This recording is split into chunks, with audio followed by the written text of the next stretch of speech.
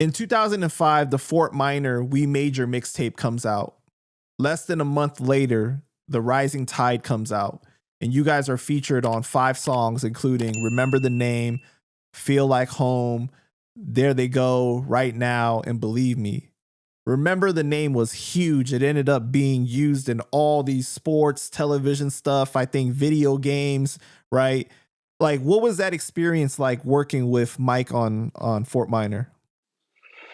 Oh, it was cool. Like, we got to travel the world, first class style, nice hotels, shit like that. Like we never done that before. It was always riding on vans and shit like that. Oh fuck, I almost fell on my glasses.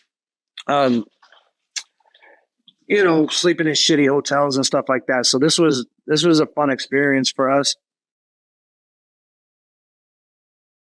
So during the producing of the album, was it just like, like he told you like get on these amount of songs, or like you guys had input on other stuff that he did on the album? Like, how did it go?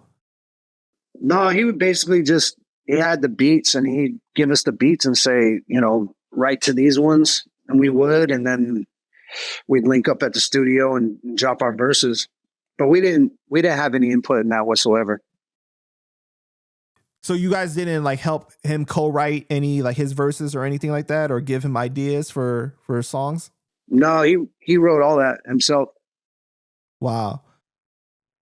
And Jay-Z was the executive producer of that album. Did you guys have any interactions with Hove?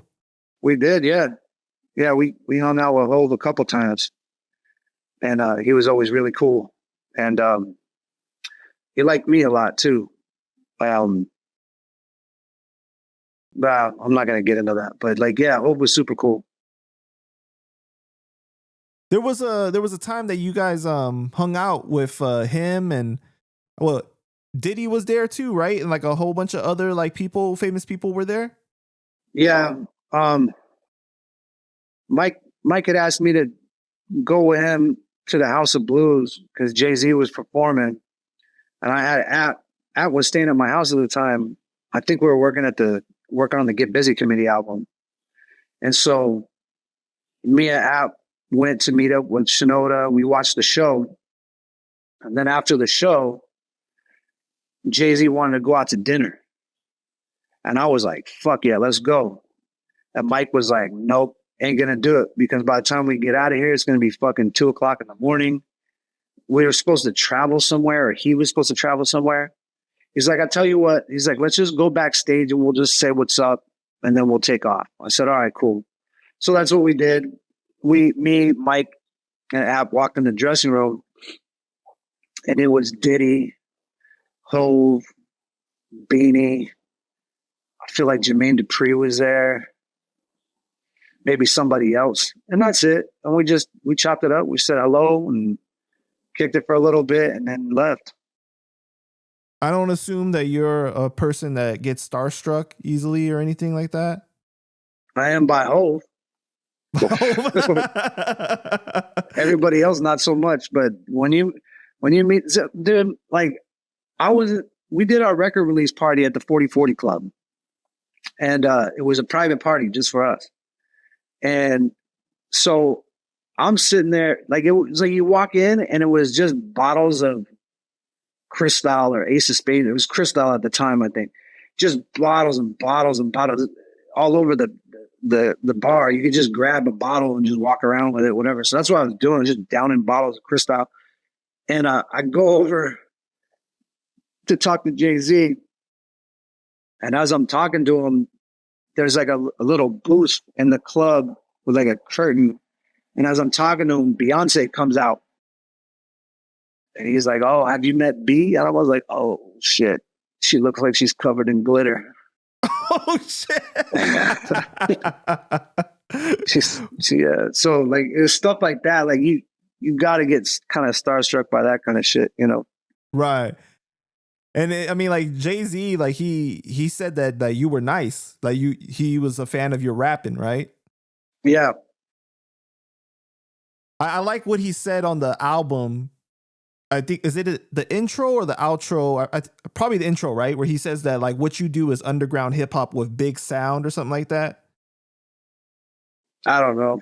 Maybe. It's been a long time. Yo, they gonna get on you in the comments, bro. They're gonna be like, yo, Ryu, how come you don't remember a lot, man? I don't know. Like, I don't pay attention. I'm trying my best, but you're asking good questions, but this shit that like I don't usually get asked, so I don't, I don't have it on the tip of my tongue, like ready to give you the answer back. Right. If you heard it what somewhere, I was kind of hoping for is that I would ask like a little more details that you wouldn't be used to, like, answering. Because I know like when you do a lot of interviews, I'm sure you probably get a little tired too of saying the same shit too. Well, this is why I don't do a lot of interviews, dude. Like, to agree to do your interview, I watched what you do and the questions that you asked, and it was intriguing to me that you asked those questions. That's why I did it. But you don't see me in a lot of interviews. Yeah, I know.